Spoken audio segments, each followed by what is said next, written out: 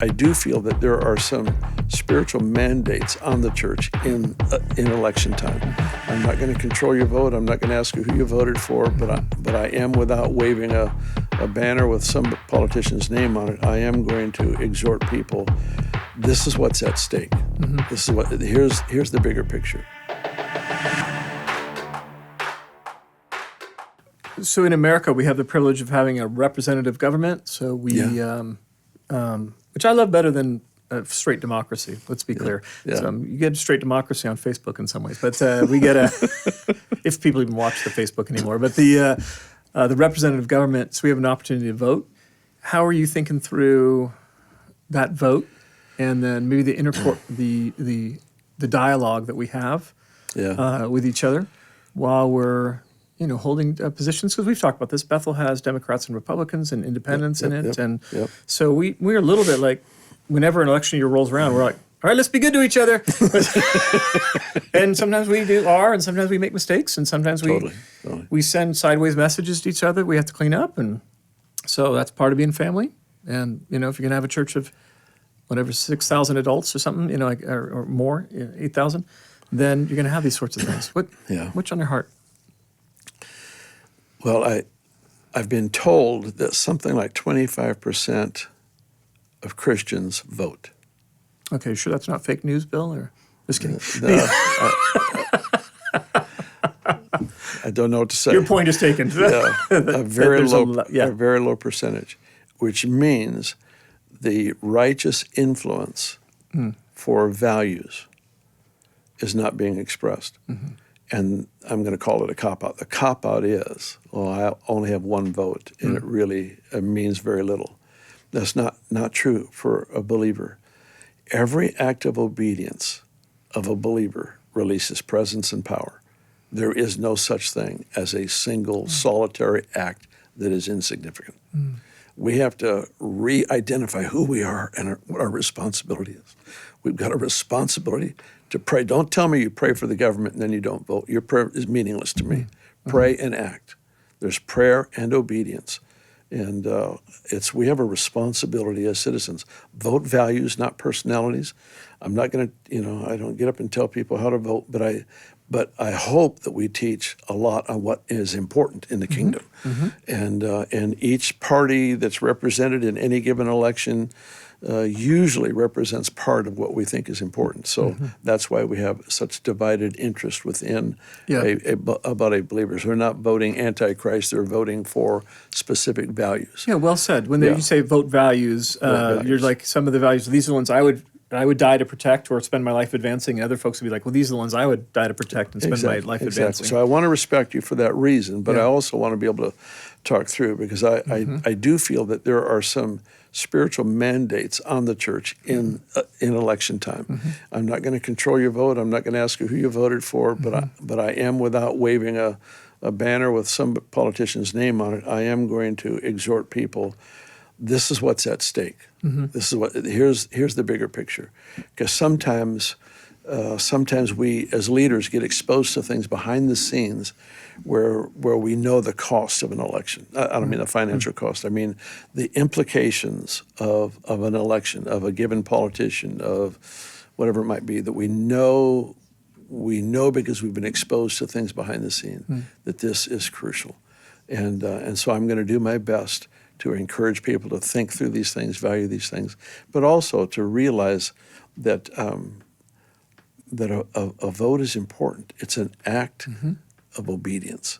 It's an act of obedience. And whenever that takes place, something is released that is very, very valuable for us as believers. And I would love, in California, for example, where we are, there are so many believers here, but there are so many that are silent. I'm not asking them to, to march down the street. I'm just saying, be responsible. Be responsible. Vote values. Think through family life, through this, through that, and vote accordingly. And but don't sit silent. Don't not vote and then just say, well, my vote is insignificant. That's not true. That's wrong. Yeah, it's wrong. How about the way that we talk to each other? If I was to put it away in a particular way, I'd say we give ourselves permission to be disrespectful because it's an election or something like that. somehow we have a core value that honor affirms value, and yet sometimes in these places we're going to put that aside, and here we go. This is politics, and so we'll try to put honor on the shelf, during those times, instead of listening with honor, speaking with honor as we're disagreeing with honor. Yeah, that's scary. Mm-hmm. It's scary. I don't mind dishonoring an ideal. Okay. If I feel it is in opposition to kingdom. Okay. Mm-hmm. But I don't want to associate that idea with this person and then dishonor them, disrespect them. That makes sense. Yeah. We have to be careful, even in talking about political issues.